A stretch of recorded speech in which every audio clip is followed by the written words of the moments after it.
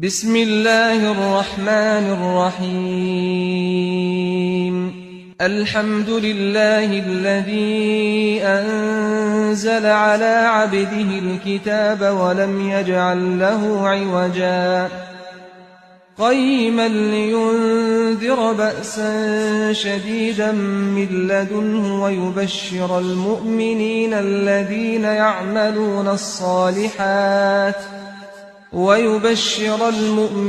الذين يعملون الصالحات أن لهم أجرا حسنا ماكثين فيه أبدا وينذر الذين قالوا اتخذ الله ولدا ما لهم به من علم ولا لآبائهم